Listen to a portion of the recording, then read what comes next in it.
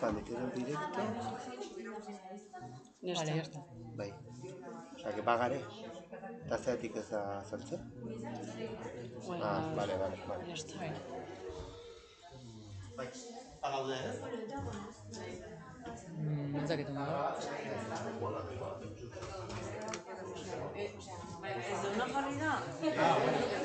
Bik jarri daude, ez? Vale. Hoi da, ya está, ondo. Ez, porque bai, jo. Bai, ondo dago. Guain bi dauket, porque hau eta guain bi. Online gaude. Ez gaude, Kongelauta dago.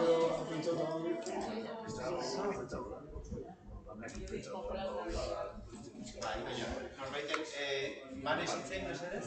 Bai, ez du? Ez da zen nintzen ni. Baina arte inda, bai. Hase kamara virtuala igual. Ni bilatzen ikatzen. Dago iten. Bai, jun bestera. Kongelauta dago. Berriro grabaztea, txoi.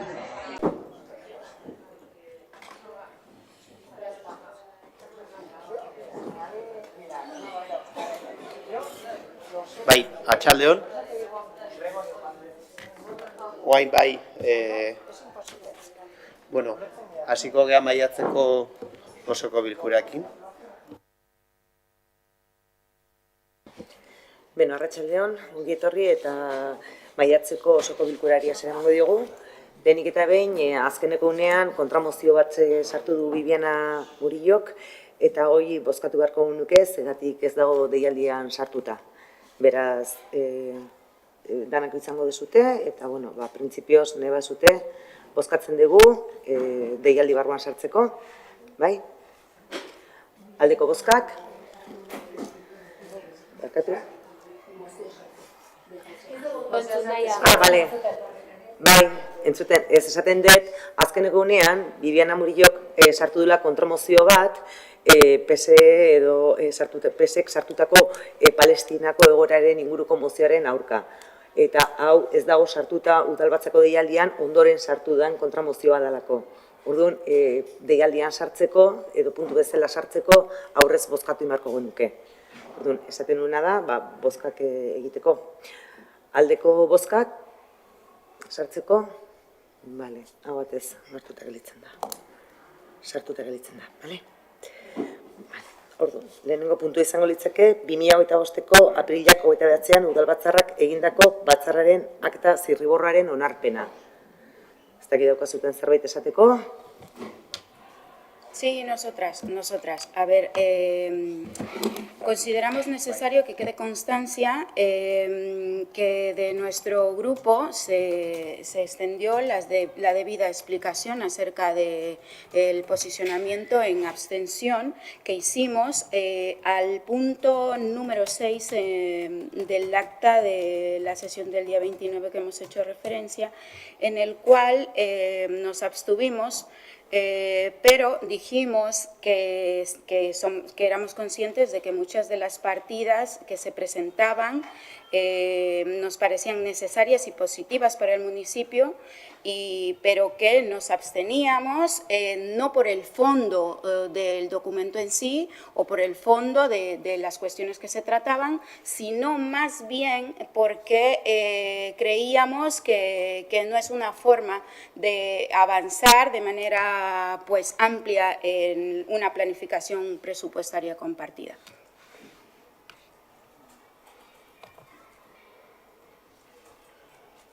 Pues se recogerá en acta, ¿de acuerdo? Vale. Esan dagoak esan da, aldeko bozkak? Vale. Hau batez onartuta gelitzen da. Bigarren puntu izango litzeke 2024ko likidazioaren osteko aurrekontuaren egonkortasunaren eta finantza iraunkortasunaren helburuak eta gastu arau betetzari buruzko kontu hartzailear txostenaren berri ematea. 2025 Kali 000 bat espedientea. Bai, bueno, hemen ez geha luzatuko, antolaketa batzordean kontu hartzaileak azaldu zigun 2024ko likidazioa egin ostean, egin beharra dagoen konprobazio ariketa hortan, egonkortasun eta finantziario egonkortasun helburuak eta gastu araua betetzen diela ziurtatzeko nola baiteko txeke hortan edo, 3 helburuetatik, lehenengo biak bai betetzen ditugula, eta gure udalaren egoera ontzat ematen duten alde batetik sarrera eta gastuen arteko oreka hortan superabita izan dela 24ean, 1.250.000 eurokoa, eta beste parametroa, hau da, zorpetzea neurtzen duna, maksima 1.70 izan da, udalaren 1.18,43an kokatzen da. Baina hori ez da nahikoa, bere garaian bai Europatik eta Rajoyen garaitik ezarritako sabai edo gastu maksimo horren betetzea, arau fiskalak berriro indarrean sartu dien honetan, hori ez da betetzen, hor badakizue, tope bat jartzen zitzaiela administrazio publikoei, ekonomiaren garapenaren ulertuta beraien moduan eta Madridetik etorritako legedi batekin, gastua bugatzen da, eta ez betetze horrek, hori da gaur dakarkiguna, kontu hartzaileak txostena egin du, konstatazio hori komunikatzen da eta araudiak legediak eskatzen du plenora ekarri behar dela, eta badakizue aurrekoan azaldu zen bezala, horrek bai behartzen gaitu plan ekonomiko finantziero bat planteatzea, gastu sapai horretara, betetzera, heltzeko plan ekonomiko finantziero bat, aldundiari aurkeztu beharko zaiona, aldundia dalako tutoretza egiten duen erakundea, kasu honetan, eta momentu honetan, leheno adirazi bezala, horretan dabiltza, kontu hartzailetza eta sail guztietatik eratzen eta aztertzen ze aukerak dauden, berriro arau fiskal horiek betetzeko eta horrek ere ez suposatzeko modu batean edo nolabaiteko udalaren jarduna etetea, ez? Paradogikoa da, baina hori da bizi dugun marko juridiko legala, udalak naiz eta saneatuta egon, zorrik ez egon eta dirua izan, behartzen gaituztela ez gastatzera, eta ikusiko dugu urrengo hilabetean ekarri beharko dugu, hori adierazi izan, hilabeteko epean ekaineko osoko bilkurara behartuta gaude plan ekonomiko finantzierori ekartzea, beraz, aipatu dugun bezala tokiko berru batzordean, hilabete honetan zehar, guk ere argi daukagunean eta kontu hartzailetzatik argi sartzen denean markoa zein den, eseriko geha eta ikusiko ditugu, ze aukera ditugun, ze margen nun mugitu gaitezke, zenbat urtetako plan ekonomiko finantzieroa izango den, eta horren inguria argi daukagunean, dagokion erabakiak hartu beharko ditugu. Beraz, egoeraren berri ematen da.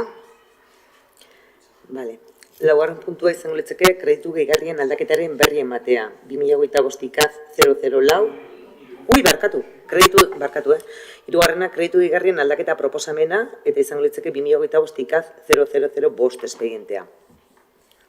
Bai, hau antolaketa batzordean azaldu gendun, aldaketa ikusten duzu bezala xumea da, bi baino ez dira, eta biak ala biak badute bere justifikazio alde batetik badago diru laguntza bati eskatuta lortzea espero dan diru laguntza bati lortutako pantalla digitalen instalazioa, baina hemen ere azaldu, auzoetako pantalla zaiga, baina espresuki dia falta dianak eta kasualitatez, falta dianak die Garagartza plazan jarriko liatekenak eta bai festetan eta beste ekitaldi batzutan bertan izan dan borrada edo txirrindularitza proba edo eserita egotetan jendeari retransmititzeko hor jarri izan du da alokatu izan du da esango dut, pantalla digitala, zerbitzu digitalak eta honekin ere bai espero da alokairu horiek etetea eta ja finko egongo dan pantalla hori Garagartzan egotea eta esaten nun bezala diru laguntza lortutako sarrera bati lotuta dagon gastu badalako. Eta bestea da, aniztasun ekintzetan behin eredua aldatuta egia da aurrekontu proposamenean horrela jasota zegoen, baina luzatutako aurrekontuan 24koa luzatu danez, ekintzak, aniztasunetik egiten zian ekintzak, subkontratatuta edo izanen kontratupean zegon partida izanek eramaten zuen zerbitzua, eta hor bazeuden 8.000 euroko poltsa bat ekintza horiek egiteko, ez? Orain badakizue programa bidez horritu dela aniztasun teknikari plaza hori, harrera plan hori implementatzeko, eta hor, bai ikusi da urtean zehar, aurreko urtetan egin den ekintza horiek eta garatzeko, bazegola defizit hori, izaneko partidan zeudelako, ez? Eta orduan, bai eskatu zen, aurretik zegon 12.000 euroko muga huri izatea aurten, ja zuzenean, aniztasun teknikariak kudeatuko dituen ekintza horiek aurrera eramateko, ez? Eta orduan, bi zuzenketa horiek die planteatzen dienak.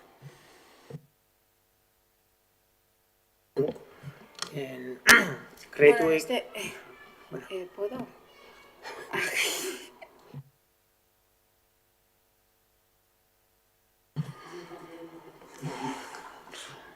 Bueno, gracias. En este punto, nosotras vamos a votar en contra de la propuesta de modificación de crédito. Como ya hemos expresado en anteriores ocasiones, este tipo de medidas no pueden convertirse en la vía habitual para gestionar el presupuesto. Reconocemos que muchas de las partidas son importantes, pero seguimos insistiendo en que estas modificaciones puntuales no son una solución estructural. No sustituyen la necesidad de unos presupuestos negociados, consensuados. Además, como hemos escuchado hace un momento, también tendremos que trabajar en un plan para ajustar la regla de gasto. Por lo tanto, este escenario exige todavía más responsabilidad en el uso de recursos. Y por eso votaremos en contra, porque entendemos que esta dinámica de modificaciones sin un marco claro, políticamente hablando, no resuelve el problema de fondo.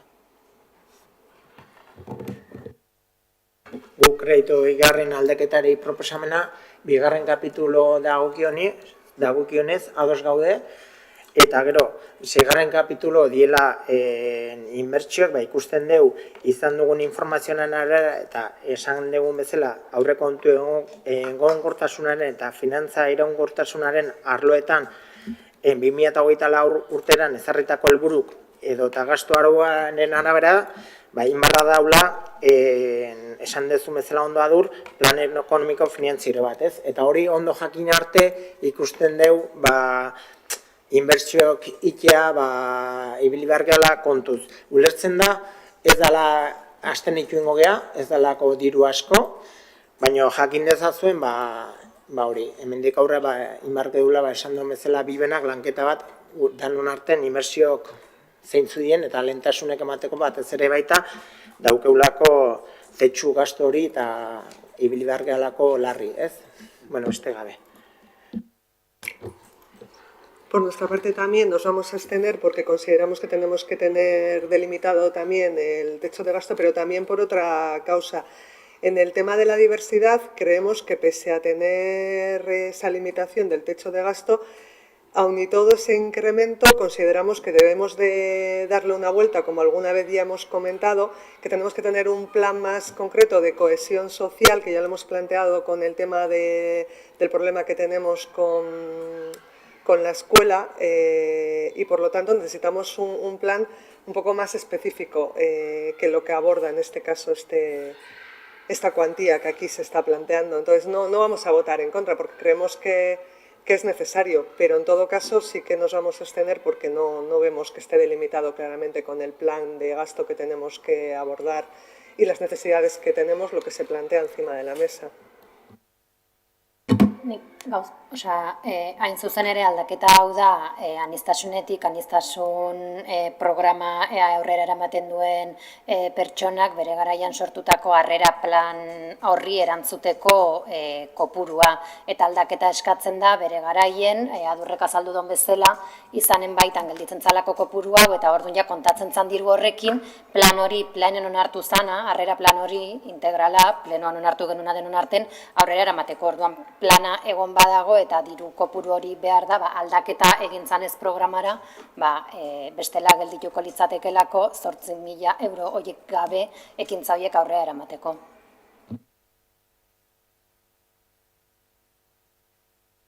Bozkatzen dugu orduan. Aldeko bozkak. Aurkako bozkak. Abstentzioa.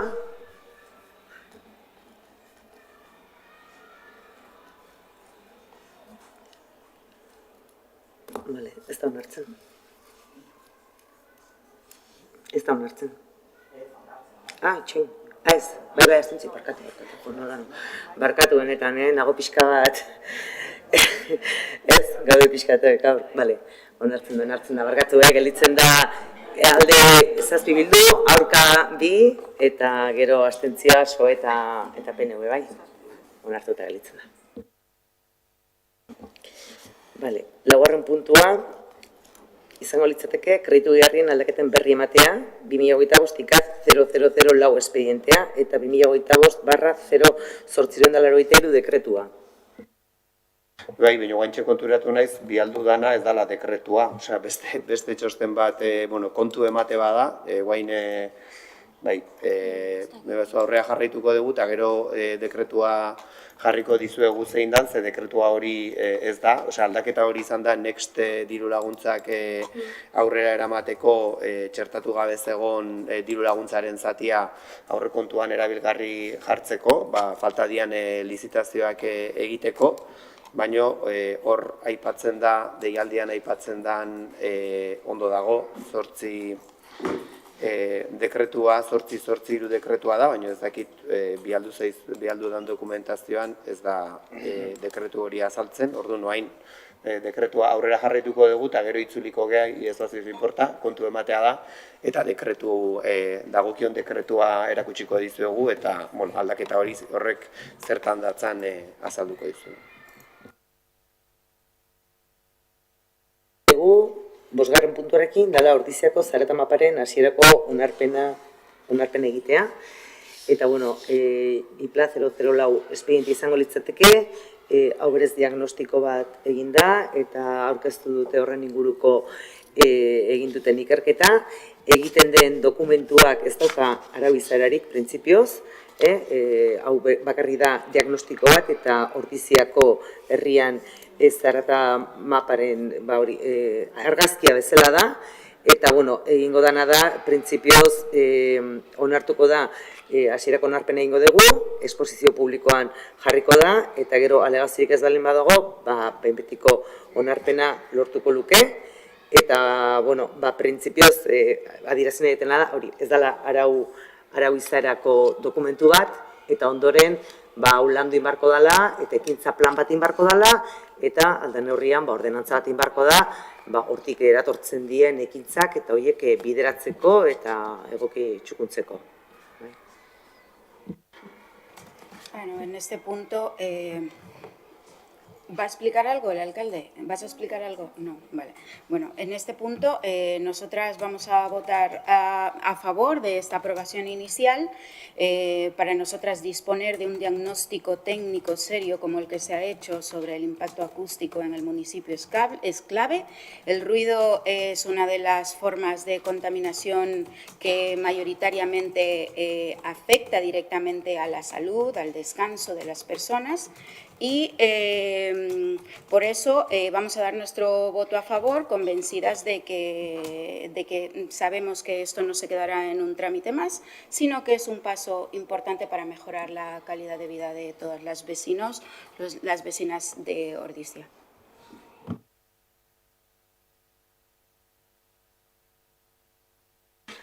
Vale, ez dago zer gehiago esateko, bozkatzen dugu, aldeko bozkak. Bale, bitane?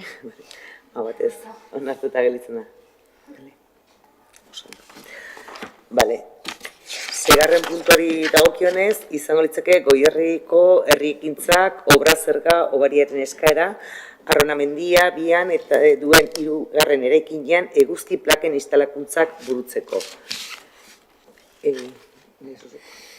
Bai, honekin nahiko ohikoa izaten da, hurrengo puntua ere honi lotuta dago, badago horre interes publikoaren ordenantza fiskaletan eta foru arauetik datorren hobarien ezartze hortan, interes publikoa aitortzen zaien erakundeei eta batez ere erakunde edo instituzioei badago aukera benetan zerga obrari dagokion zerga horietan obari bat emateko, ez? Eta ezarrita dago prozeduran plenoari dagokiola nola baiteko interes publikori aitortzea eta hor Goierriko herrien ekintzatik gaina, bai proposatu dute, eskatu dute lizentzia, energia berriztagarrien obrak ere gainea erakundeaz aparte badauka interesa, plaka fotovoltaikoak ezartzeko eta aurretik nik uste historikoki, Goierriko herrien ekintzat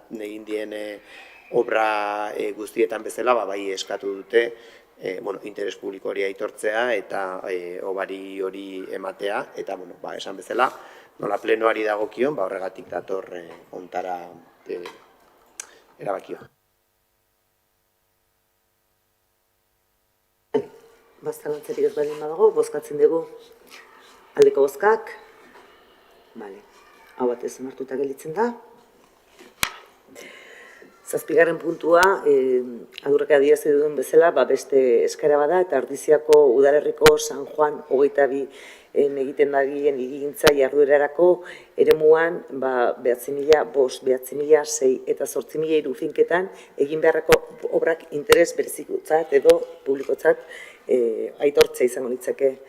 Hau dakizun bezala, San Juanen egiten nahi dian, egingo dian etxebizitzen inguruko obrak izango liake, eta bisesak bere hitzarmenean eskaera hau egintzun, ez bakarrik 47 partzelan eta 47 partzelan, baizik eta beste 3. partzelan ere, 8.000 partzelan ere, edo finkan ere.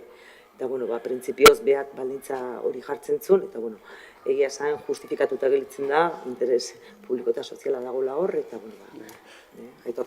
Bai, hor nahiak esaten duen bezala, badakizu bisesakin hitzarmen bat sinatu gendula ja, eta hitzarmen hortatik eratorrita San Juaneko plan partzialaren aldaketa ere tramitatzen nahi gehala.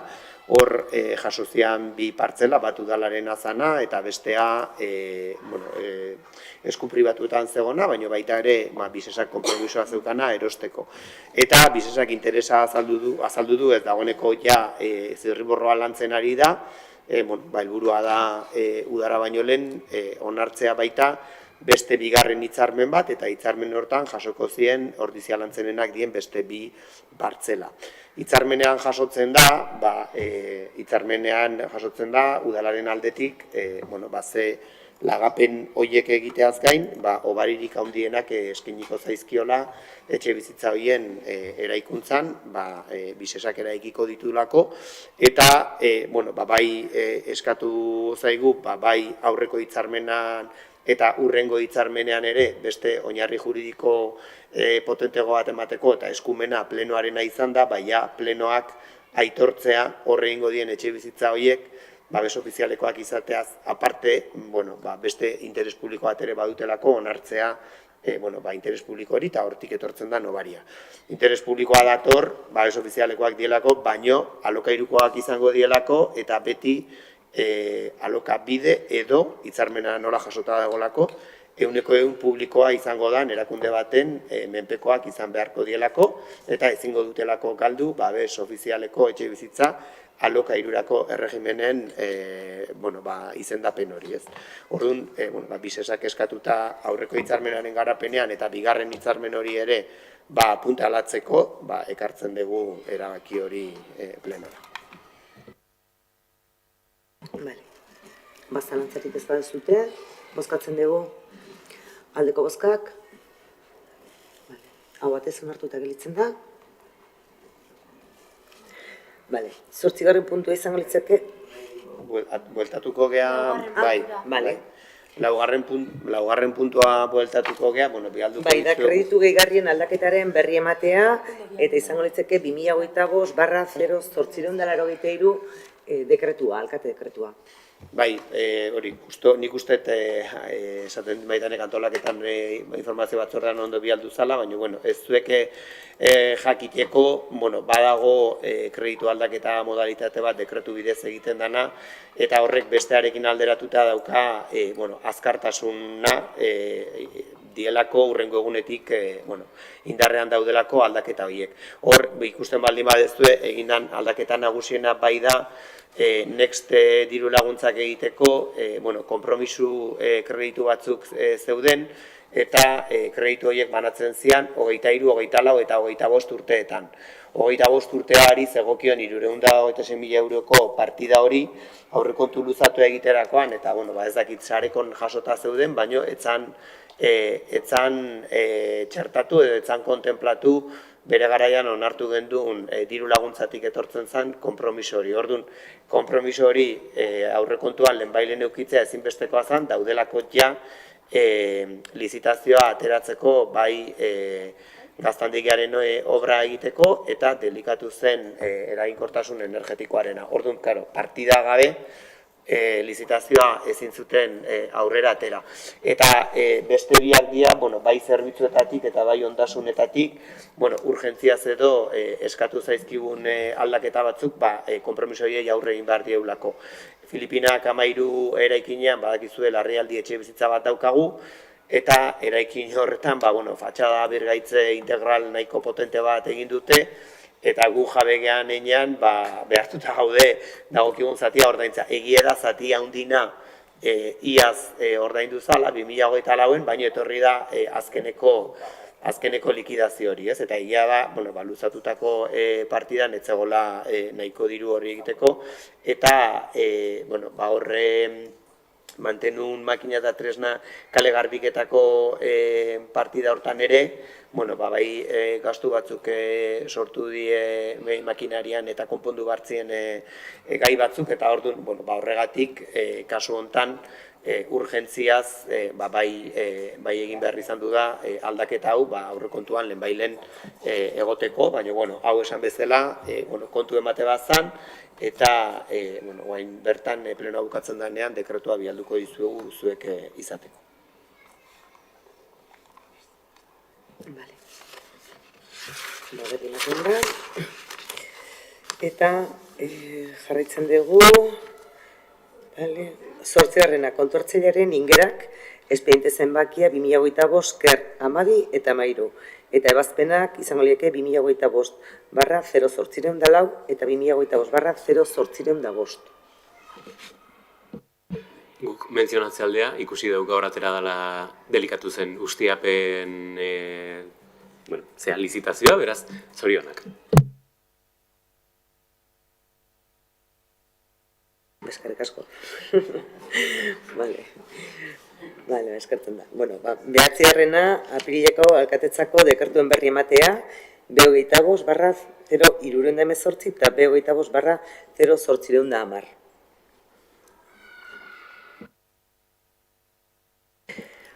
Berri eman ondoren, sartzen gea 10. puntuan, eta izango litzeke talde sozialistak aurkeztutako mozioak, eta orain sartu berri dugun ere kontramozio hori erango litzeke azkeneko puntu bezala. Urrengoan bai, baina urren sartzen da, bale? Orduan, lehenengo izango litzeke larrialdi planaren inguruko mozioa. Ana? No, la leo entera o, la habéis leído, ¿no? No hace falta, digo, para que no nos alarguemos.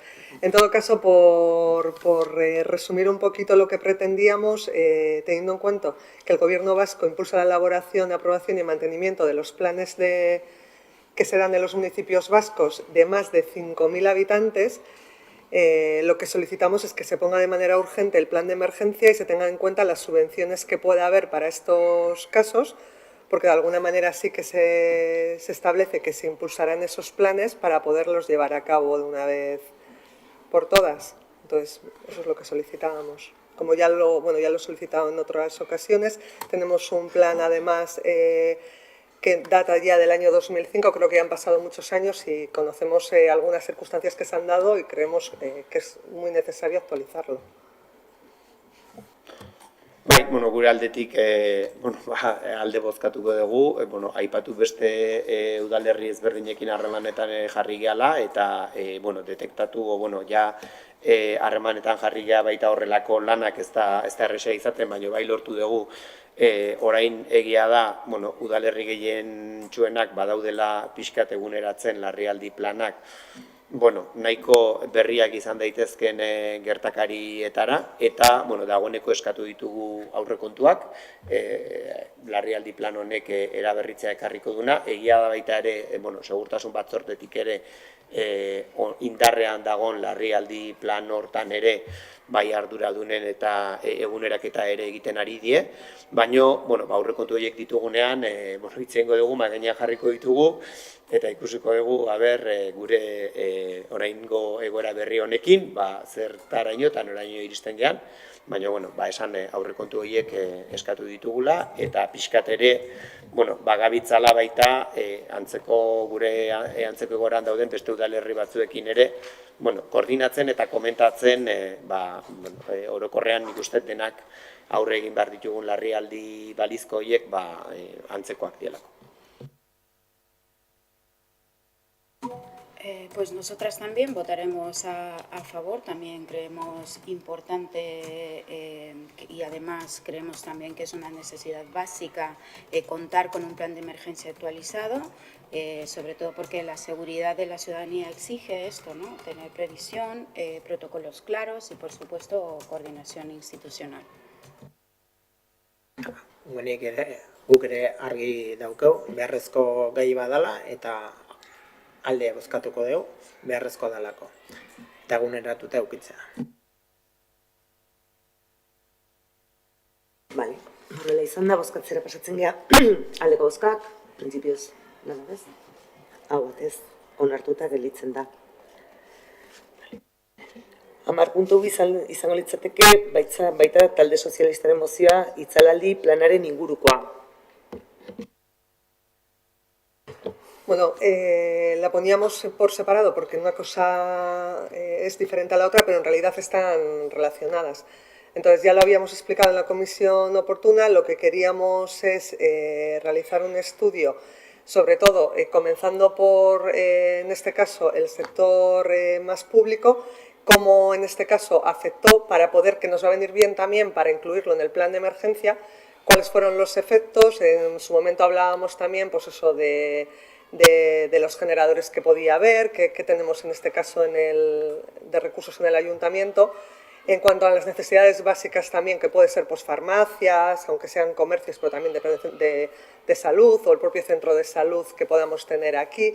Entonces, ver un poquito, detectar cuáles son las dificultades que pudieron encontrar, cómo las subsanaron, o cómo creen que se pudiera subsanar, que muchas veces al final hay cosas que son más fáciles de lo que pensamos, que lleguemos hasta donde llegamos, pero por lo menos hacer ese pequeño estudio de ver con qué nos hemos encontrado. Y en relación a los comercios, pues también, ¿no? Pues cómo lo solventaron, o bancos, cuál podría llegar a ser la solución en una situación de emergencia de este tipo si nos llegara a ocurrir, que puede ser por el apagón, o puede ser por agua, o puede ser, por eso os decía que está un poco también relacionado con el plan de emergencia, que nos puede ayudar ese informe para complementar el plan de emergencia.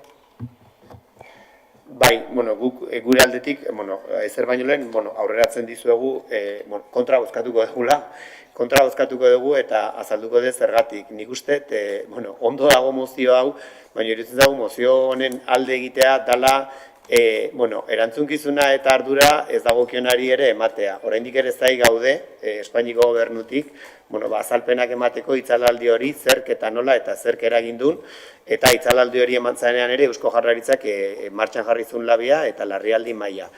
Nik uste dut ondo dago udaletik alde dezakegun gehiena egitea, eta ondo dago lako proposamenarek jasotzea, eta aurreratzen dizuet, dagoeneko harremanetan jarri gehala, Ordizian merkatari elkartearekin harremanetan jarri geha, eta inkesta bat egun dugu ikusteko merkataritzan zein izan dan honen inpaktua, ambulategiarekin harremanetan jarri geha, Zarregoitzarekin, eguneko zentroan eta jubilatu etxean ere, zeintzuk izan dian dituzten egoerak, eta hortan gabitza, farmaziekin ere galdetu dugu, egia da beraiek ere bazertuten edo ez.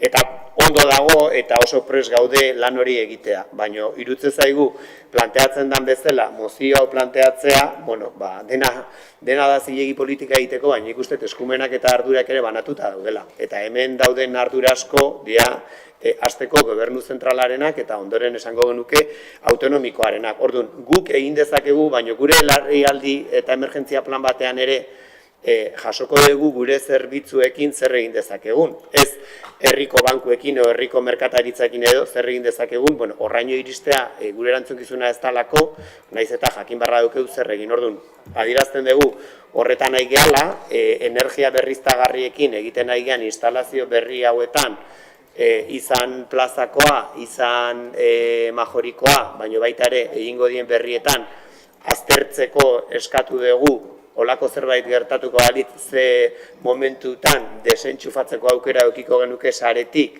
eta zuzenean hornitu, ze hori da orain ematen dan arazotako bat, guk plaka fotovoltaikoak ditugu, baina plaka fotovoltaikoiek sarera ematen dute, sarea erortzen baldin bada, guk ezin dugu erabili, ez? Orduan, aztertzen nahi geha, ze aukerak dauden, bateriak ere egiteko, eta gure inguruan aigea egiten analisi hori. Baina ulertzen dugu, erantzunkizunez ere, bueno, mozio honi, kontra egitea dagokiolako, oso ondo dagolako eskatzea, baina uste dugu baita ere, erantzunkizunak eta eskumenak mugatuta eta zehaztuta daudela, eta hemen eskatzen zaizkigun gauza asko borontate honenarekin egingo ditugu, baina argi utzi nahi dugu ez dela gure ardura.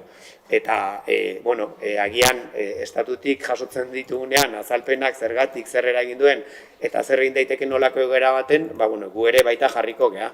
Baina iruditzen zaigu dala, bueno, exceso bat guri eskatzea, udal bati eskatzea dagokionaren gainetik. Orduan horregatik kontra bozkatuko dugu kasu honetan.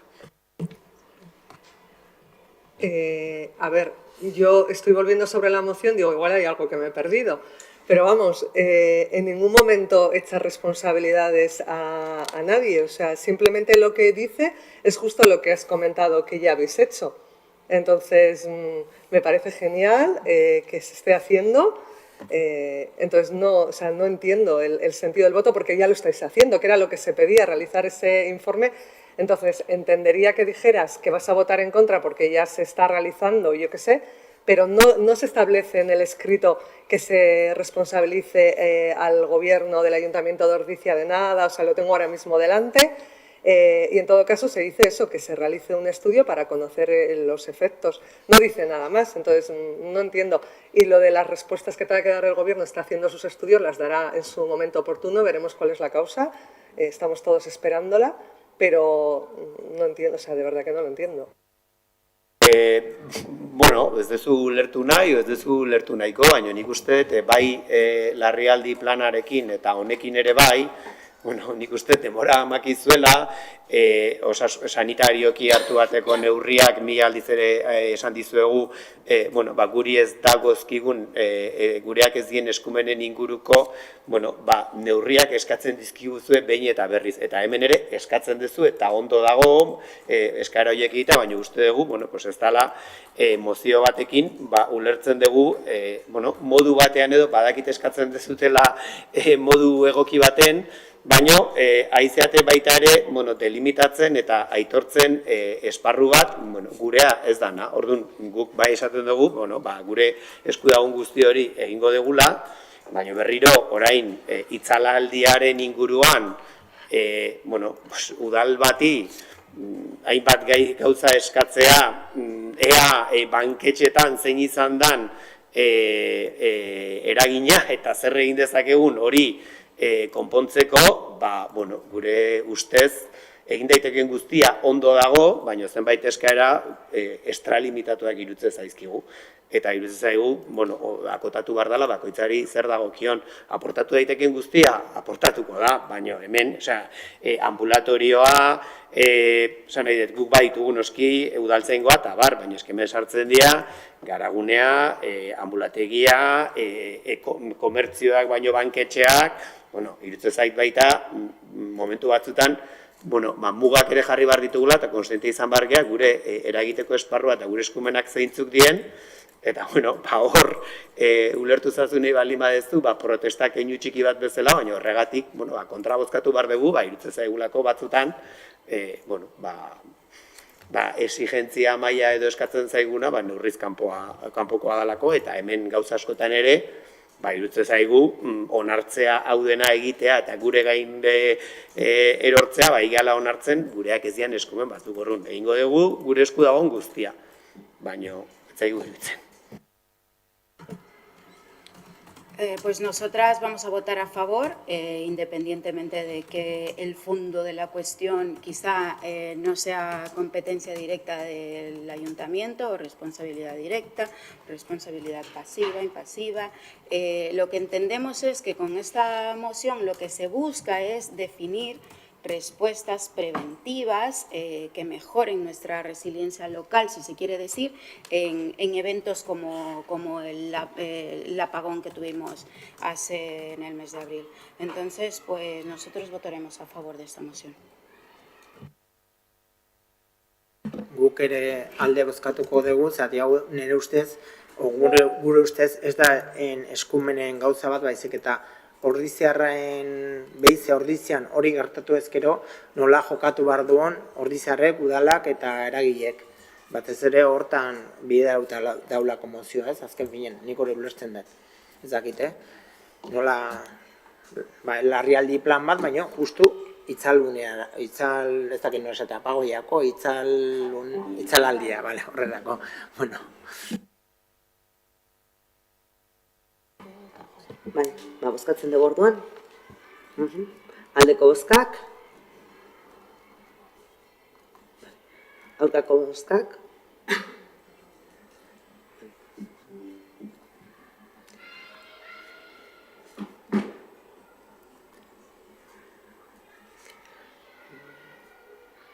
Empate, ez? Ez. Onartzen da.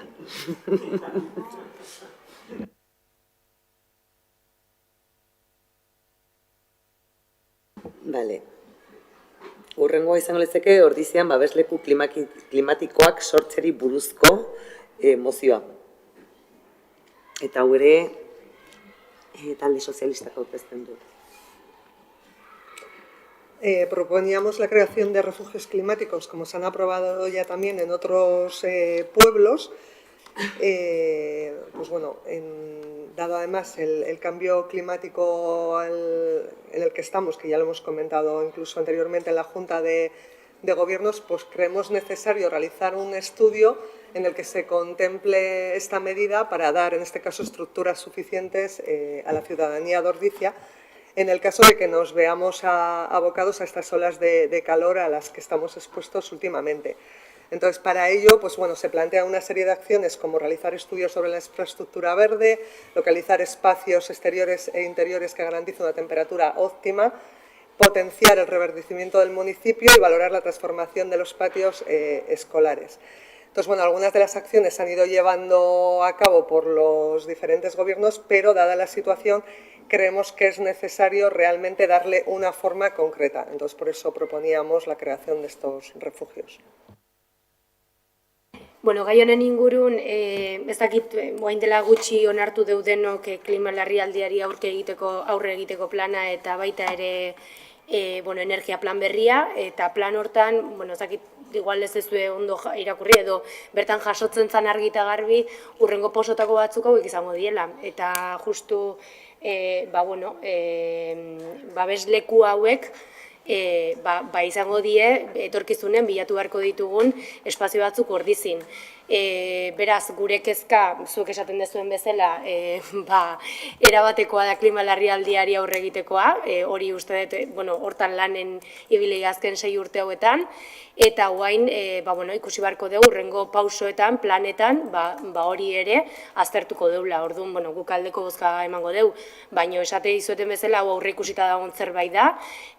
Beste udaletxe batzuk esan dezun bezala hasi die, baina da gai bat baita ere oso konplexua, Ordizik badauz badauzke babesgune batzuk berdeguneak horrela konsideratzen direlako, berdegune horietan temperatura 3-4 graduraino jaisten da, haratago egie da espazio itxien kasuan, zailtasun gehiago izango ditugu, herri asko zailtasunekin topatzen nahi die, ikusi beharko da baita etorkizunen zerbait eraiki beharko deu, ezakit ikusi beharko deu, ze dauzkeun eraikinak historikoak di asko, eta ez daude prestatuta babesgune horiek izateko. Orduan, honek ekarriko do lana, eta ikusiko dugu etorkizunen ze aukera dauzkeun.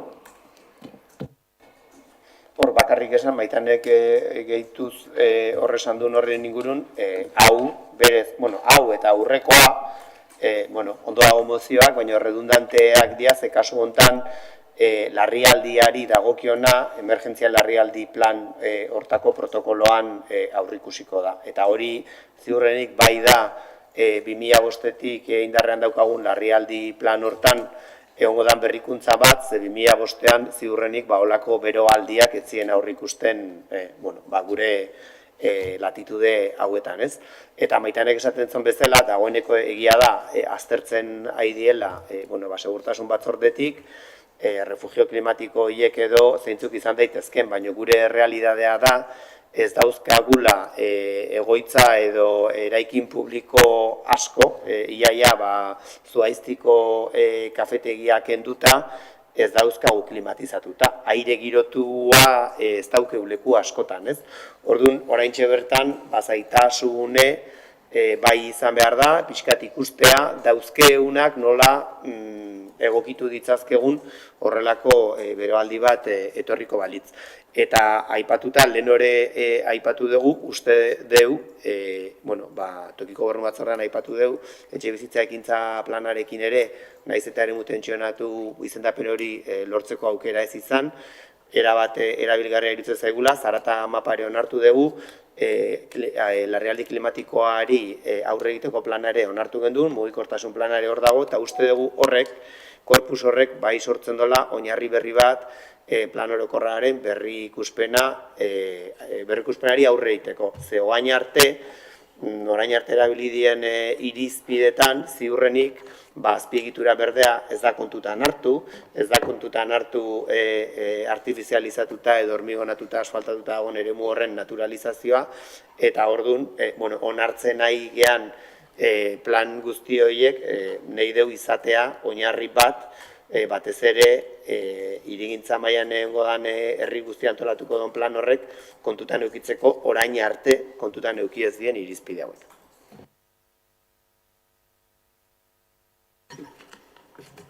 Nosotras votaremos a favor de esta moción, si bien hemos escuchado que algunas acciones ya se han llevado a cabo, pero bueno, creemos que quizá con esta moción, si llega a aprobarse, se puede completar ese trabajo, ¿no? Y que ya estos refugios puedan servir o puedan ser utilizados ya por la ciudadanía, no solo que estén plasmados en un documento, sino que lo que se ha identificado hasta aquí quizá se pueda señalizar, no sé, también a esto se le puede sumar, por ejemplo, asegurarnos de que las fuentes de agua estén todas en un correcto funcionamiento y otras acciones. Creo que con esta moción podemos revisar también otros aspectos y por eso votaremos a favor de esto y ojalá, si prospera, ojalá que nos dé tiempo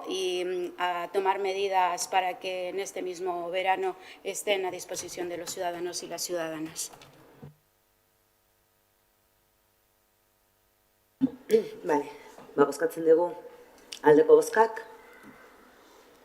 Bale, hau batez onartuta gelitzen da.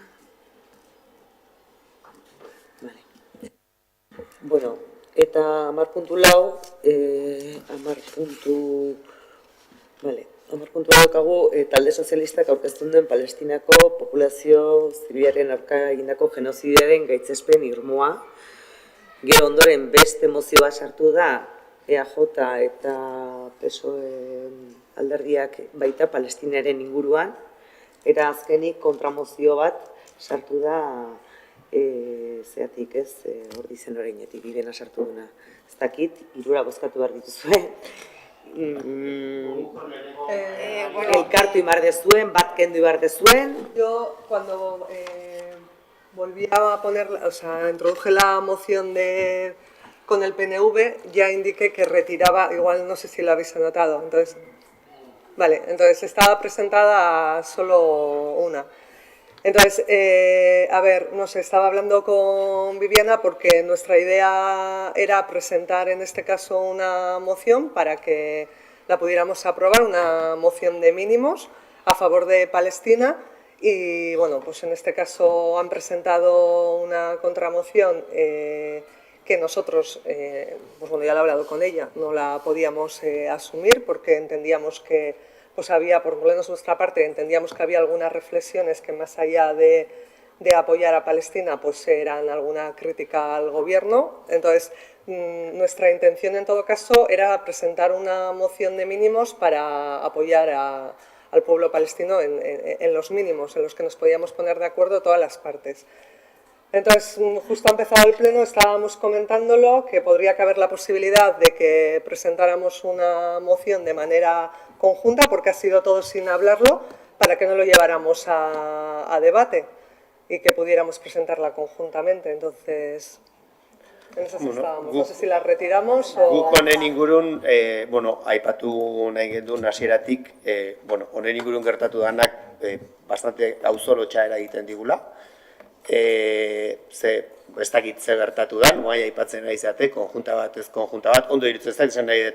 Ez dakit helburua zan guk laugarren mozio bat aurkeztea, hasieran zuek aurkeztu zenuten bat, ana, gero beste bat, gero ondo, bueno, Podemosek ere, ez dakit, irutzen zait gai honekin gauden egoera hontan, guk logikoki ez dugu inorren kontra bozkatu behar, baino irutzen zait gai hontan alderdikeriaz edo mozionik aurkezten dut bat bestea aritzea 50.000 pertsona baino gehiago eraildian egoera hontan, ez dakit, hain izugarria iruditzen zaigu gaia, ez dakitela hasi bargean mozioak edo kontramozioak aurkezten, egia da zuek aurkeztu zenuten lehenengoa, gero konjuntua eta gero Bibianak azkenekoa, gaur arte ere inork ez du proposamen bat egin zerbait bateratua edo landua proposatzeko.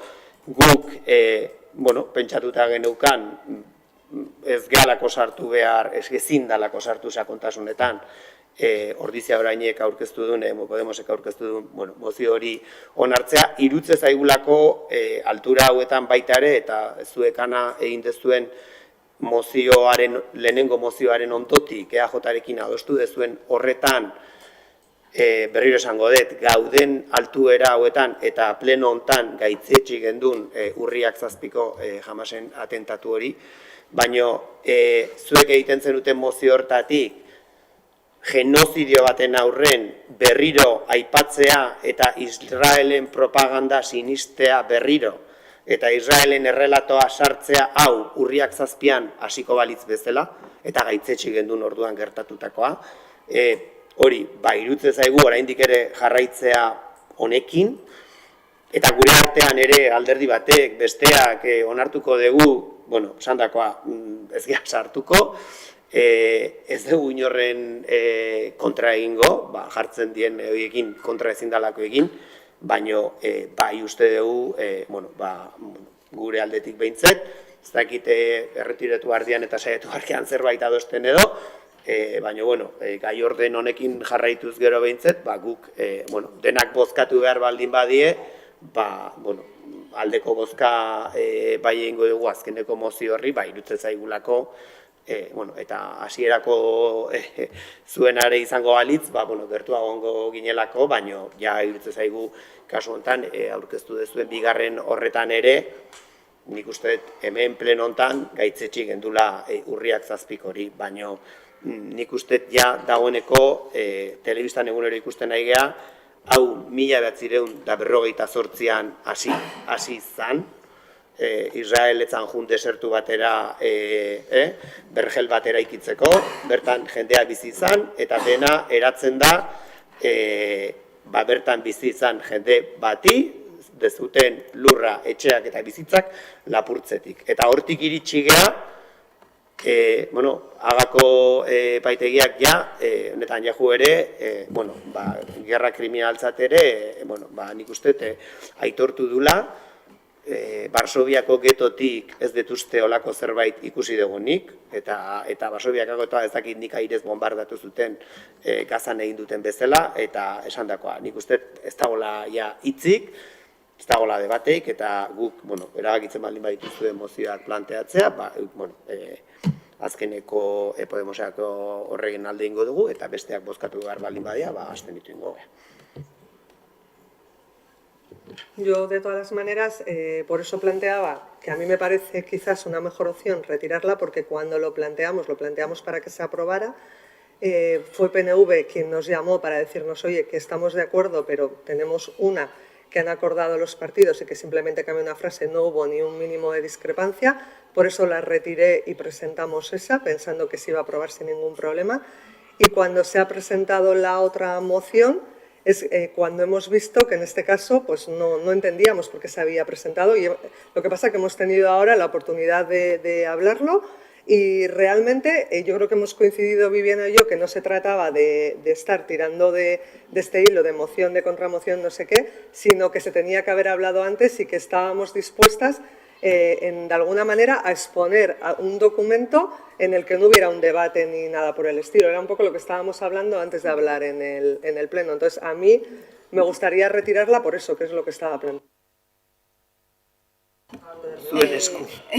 Bueno, a ver, yo lo único al respecto de lo que a mí me ha causado un poquito no sé, de sorpresa, lo que te he escuchado, que has dicho que te ha dado un poco de vergüenza ajena el hecho de que han presentado una moción, nosotras una contramoción.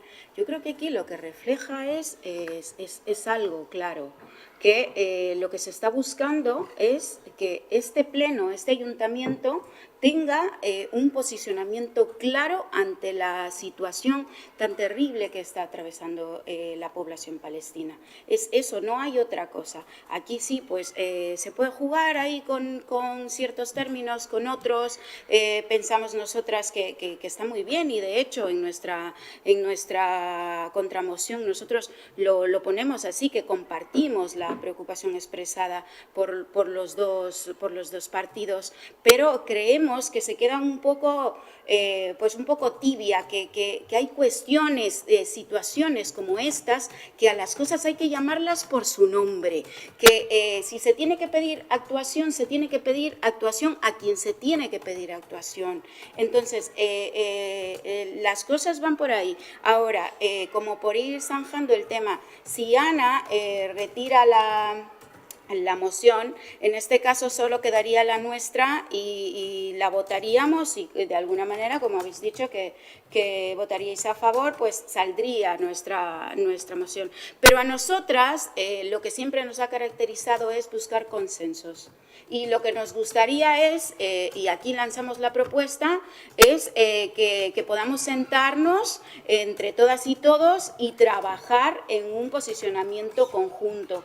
¿Qué os parece? Si con estos textos los llevamos como un borrador, trabajamos una declaración institucional y pues quizás se puede convocar a una junta de portavoces y en ella aprobarla. Porque aquí, repito, lo que queremos mostrar, un grupo, otro grupo, lo que yo entiendo es el posicionamiento de este ayuntamiento ante esa terrible situación. Yo lo que he dicho, yo lo que no quiero es que se convierta en una crítica política. Yo comparto las palabras que has dicho. A mí me da vergüenza estar discutiendo políticamente de esto. Lo que quiero es a poder ser un texto en el que nos pongamos todos de acuerdo, de mínimos, en el que pongamos el posicionamiento, en este caso, de todo el ayuntamiento de Ordizia. Entonces, está claro que lo que ha pasado aquí no es esto. Entonces, yo pido retirarlo. Es que a mí, sinceramente, me da vergüenza estar en el momento en el que estamos. Pido retirarle, que nos sentemos a consensuar algo en el que estemos todos de acuerdo y en el que no se trate de una herramienta de arrojar, en este caso, política al otro de al lado, sino en ponernos del lado de quien realmente lo necesita, que es el pueblo de Palestina. Entonces, yo, por mi parte, completamente de acuerdo. Entiendo de que se retiran todas las mociones, se va a intentar llegar a un consenso y al poder ser hacer una declaración institucional y pasarlo por la Junta de Portavoces. ¿Es lo que entiendo? Sí. No sé si eso hay que votar, no hay que votar, tú dirás. Se retira, no sé, esto se retira y bueno, pues se retiran del punto, no se votan y se van a trabajar y ya está. Como para introducir hay que votar, igual ahora para...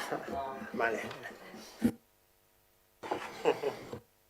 Ez gure aldetik ados, esandakoarekin ados, eta, bueno, agian igual hasieratik prozedura hori planteatu behar genula, honaino iritsi arte, hori da pixkat adierazi nahi genduna, badidula gure arteko norgehiagoka bat, eta momentu batean esaten duzu, ez, bega, guazen guk ere gure, iruditze zait, bueno, saiatu beharko ginatekela ekiditen, eta bueno, minimoak baldin badia gutxinez konsensu batera iristen, Bibianak esaten zuen bezala gauza bakoitzari bere izenaz deitzen, eta bueno, ateratzen denon izenean zerbait, eta hori.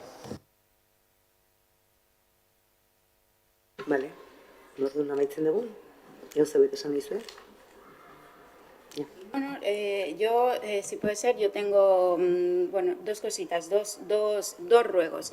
El primero es que estamos ahora mismo en el proceso de Oiangualde, ya estamos ahora...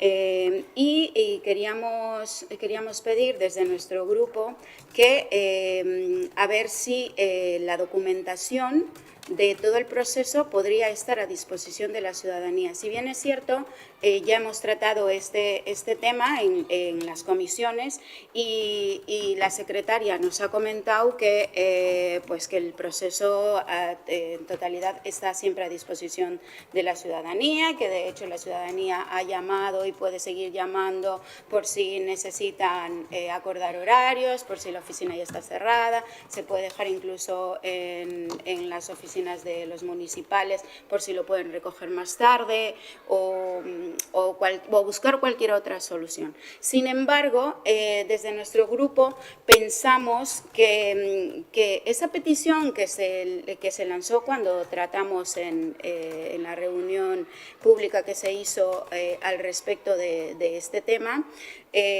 pues es una petición razonable y creemos que es de alguna manera que es viable, ¿no? Que se podría hacer. Entonces, si de alguna manera podemos evitarle a los ciudadanos y a las ciudadanas tener que venir hasta la oficina o llamar o venir a los municipales un poco más tarde o evitar esos desplazamientos de alguna manera, pues si podemos subir todo el proceso a la página web del ayuntamiento. Al menos, como mínimo, los documentos que se hacen referencia al proceso de impugnación que hasta el momento tenemos abierto. Por ejemplo, tenía yo aquí apuntados algunos mínimos que se podrían subir. Por ejemplo, el plan parcial, el proyecto de reparcelación, el proyecto de urbanización, los convenios con Goyeki, por ejemplo, el convenio con la Junta de Concertación, el convenio con URAC, entre otros. Eso os lo dejo para valorar este tema. Bueno, para empezar, Viviana, si me permite el alcalde, vale. Nere kasuan esan, adierazi prozesu guztian legeak esaten dituenak jarri diala. Esposizio publikoan dago, izan da, esposizio publikoa ekainak 6 arte zabalduta dago.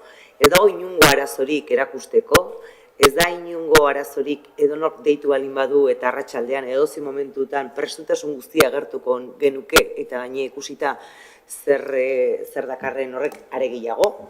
Baina hala eta guztiz bete ditugu legeak esandako guztiak, betetzen ditugu, badaudela herritar batzuk eta gaur ikusi dut erregistrotik eskaera egin dutenak eta noski bideratuko zaiela behar duten informazioa, baina ulertuko dezute jendeak nik ez dakit esaten duten espediente bat ez dago bakarrik osatuta dokumentu batetaz. Eta prozesu hontan gauza ezberdina daude eta informazio ezberdina eskatzen ari zeate. guai momentu honetan izapidetzen nahi dan espedientea da plan partzialaren modifikazioa edo aldaketa. Ez da aurreko plan partzialaren onarpena. Eta eskatzen nahi izaten dokumentazio asko aurreko prozesuko dokumentazioa da eta ez une honetan izapidatzen aidan justo espedientea. Orduan, izapidatzen aidan espediente hortan izapide gehiago daude eta dokumentu ugari daude.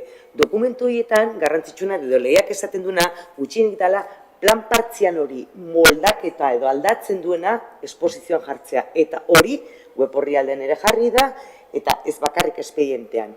Baina horren barruan, espediente horren barruan gauza asko daude. Eta gauza batzuk badira publikoak dianak eta beste batzu die barruko txostenak ez daukatenak zergatik kanporatea barrik eta ikusi beharko litzeke ere zer jartzen du txosten horietan. Ez dago inongo arazorik, norbait etortzen baldin bada guztia erakusteko zergatik ez dago ez da ezkutatzeko eta eskatzen duen edon horri emateko. Baina hola esatea eskatu zaigun bezala, eta hori ez da, legeak ez du hori izaten, pasa dana, hola ez di gauzak eskatzen, etorri eta saiazu, barkatu, begiratzen dut hau, eta nahi dut, honen dokumentu hau, eta hau. Eta orduan, udalak edo nik idazkariak dana emateko pres gaude. Web horrian jarri dana, da legez eskatzen dana. Oain egiten nahi dana da, aurretik zegoen plana, plan partzial horrekitan, zer moldatu edo aldatu nahi dan, hori da, hilo bartana, eta hori hilota dago. Ez, ni bakarrik, bai. Solo una cosita. A ver, sí, he sido consciente, he revisado en la página web y he visto que los documentos que tenéis que tienen que estar expuestos están expuestos. Pero en la memoria, el primer documento que se incluye en la página web hace referencia a otros documentos. Y son esos los documentos que igual no estáis obligados a exponerlos y por eso no tendrían que estar. Pues no sé, pero si la ciudadanía en este caso los está pidiendo y si aquí se entregan luego llegando a acuerdos con horarios y tal, pues ¿qué más da, no? Pienso yo en subirlos a la página web. Ni usted, Viviana, nazten ahí... Nos vamos a juntar, si quieres, y hablamos. Te pongo los dos expedientes encima. El plan parcial anterior, con toda la documentación íntegra, más la modificación del plan parcial. Y me dices qué es lo que quieres que suba. Baina etxoin, nik uste temenen nazten nahi gala, zer gauza bada orain erakustaldian dagona da plan partzial horren aldaketa, eta zuk aipatzen dituzun horiek, daude udalartxigategian eta edozein herritarrek kontsultatu dezake. Hori gertatzen da ez kasu hontan, baizik eta kasu guztitan, eta honek ere referentzia egiten die arau subsidiarioei eta referentzia egiten die udalaz gaindiko plangintza batzui, baina plangintza horiek ez daude erakustaldi publikoan. Eta orduan, edozein herritarrek beste kasu askotan egiten dan bezala, eskura dauka, artxiboan dauden espediente horiek konsultatzea, baina eske espediente horiek ez daude erakustaldi publikoan, artxibatuta daude, eta gainea, aipatu dituzun guzti horiek, ez daude digitalizatuta, paperean daudelako. Orduan, espediente horien bere garaian onartutako plan partziala, birpartzelazio proiektu, urbanizazio proiektu, aipatzen dituzuen hitzarmenak eta bar, daude paperean, ez daude eskaneatuta, garai hartan etzaolako digitalki, eta artxiboan daude. Orduan, horien kontsulta beste edozein dokumentuna bezala, hemen etortzen da jendea edozein plan, edozein artxiboan dagoen proiektu kontsultatzea, eta ateratzen die. Baina eske hor eskatzen dezuten hortan ere, nik bai ikusten dut, lehenengo ezintasuna da, ez daudela digitalki dokumentu horiek. Ez daude, bere garaiko dokumentu historikoa deitzea asko da, baina garai bateko dokumentuak daude udal artxiboan daudenak, artxibatuta, eta orduan, artxiboko kontsulta bada, eta ez hainbeste momentuan dagoen hori, baino edozeinek konsultatu dezake, dena, bai, baino nik galdetuko dut, baino dokumentu horiek ez daude, paperan daude. Orduan, arazo handina baita hori da, ez daudela digitalki. Ez eta horretaz gain, barkatu, Bibiana, eta horretaz gain, legean noski eta transparentzia legeak ere esaten du, edozein herritarrak edozein unetan egin dezake konsulta.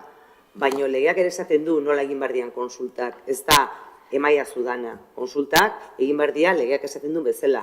Eskatu jazu hau, erregistraturik egin, eta nik esan dizut, etorri honea, zabalduko izut, ateako izut, kenduko izut. Ez da, guk ofizioz, zerritar ugari dauzkazu hemen, 10.000 eta piko biztalegea, bakoitzak eskatzen baldu, nahi duna, ulertzen diazu, Egin behar dela, legeak esaten du, eskubide guztia daukala eskatzeko herritarrak, baina transferentziak ere esaten du nola egin behar dan.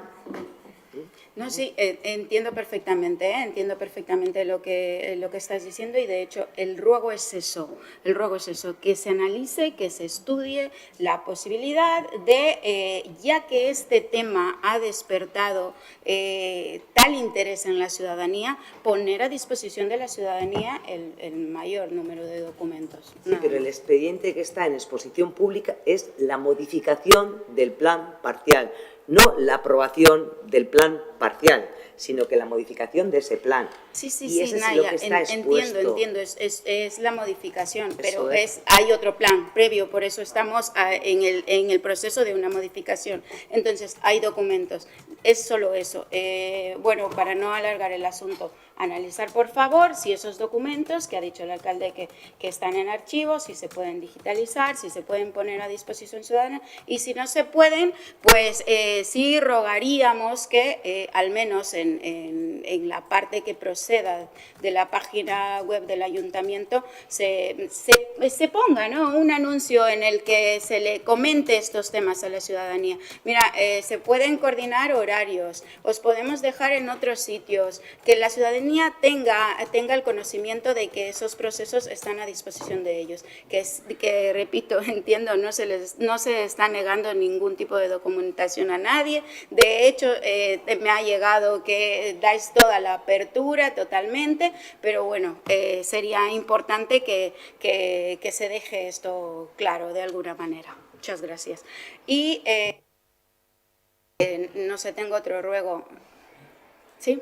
Bueno, ya que hoy ha sido el día de las mociones, el ruego es que, si es posible, si se puede hacer un informe, una relación de todas las mociones que se han aprobado en esta legislatura y que conozcamos todas y todos el estado en el cual se encuentra cada una de las mociones que han sido aprobadas, por ejemplo, la del Pasuergo.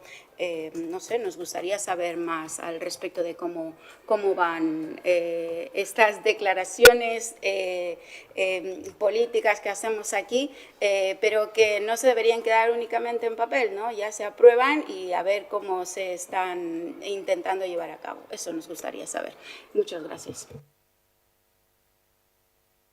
A mí, si se me permite, la otra vez ya comenté también, y Ana, creo que te comenté a ti, cuando se presentan las mociones, cuando se tiene que notificar esas mociones a diferentes organismos, sobre todo cuando son extranjeros, o la Casa Blanca o lo que sea, sí que me gustaría que se nos facilitara a dónde, porque no somos, no trabajamos con esos estamentos, y realmente, si realmente la moción quieres que sea esto, pues se nos tiene que dar las facilidades de a dónde exactamente queréis que se remita la moción. ¿Vale?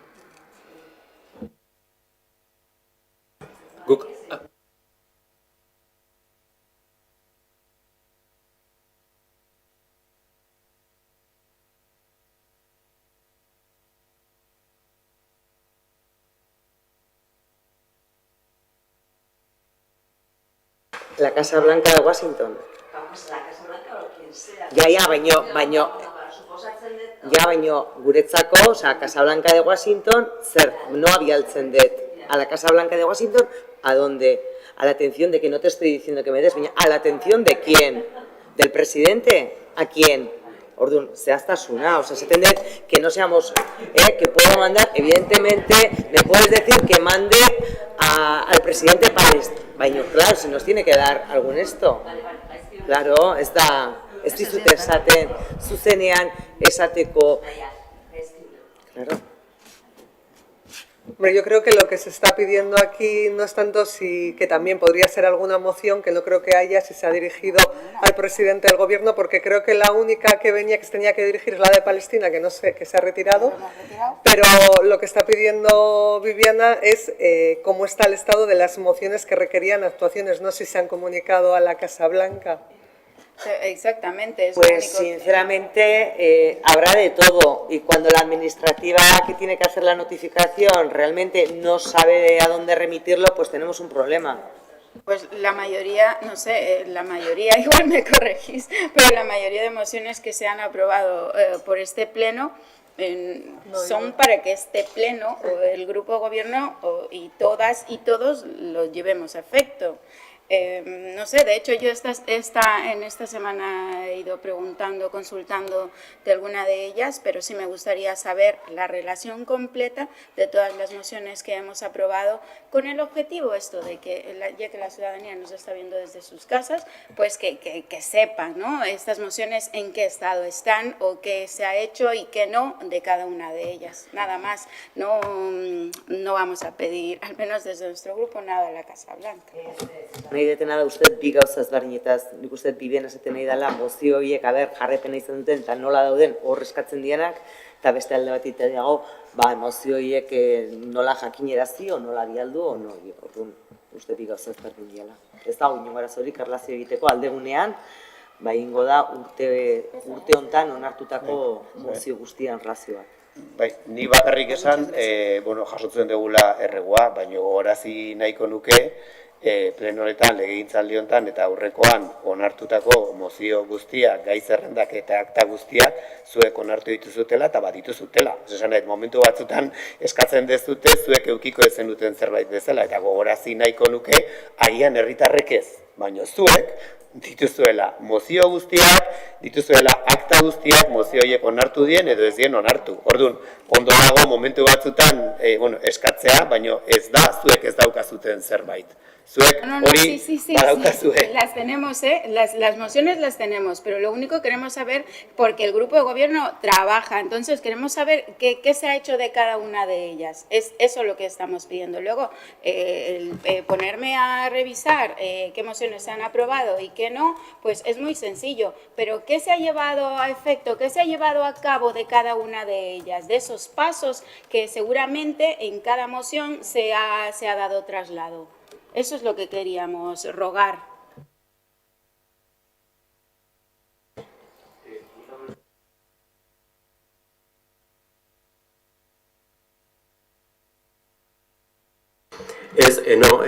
Nik aprobetxatu nahi nun.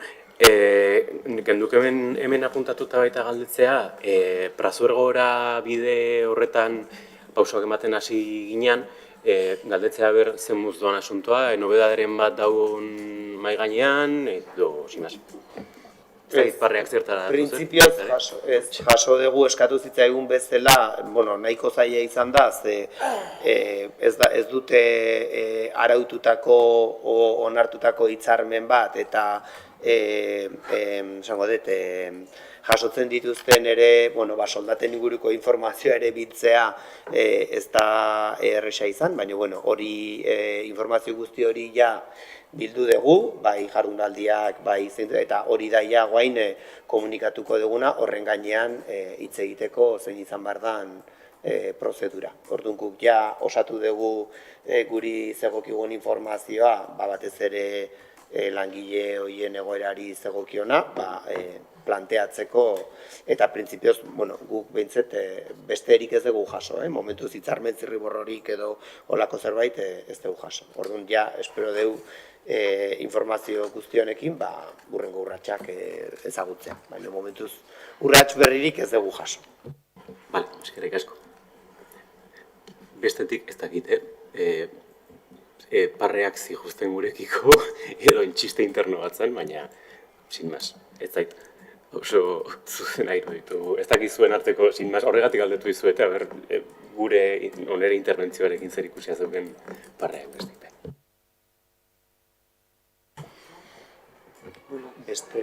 Beste zerbait esateko, edo nortan, bete hortan gelitzen. Orduan hemen bukatutzat ematen dugu maiatzeko plenoa, eskerrik asko.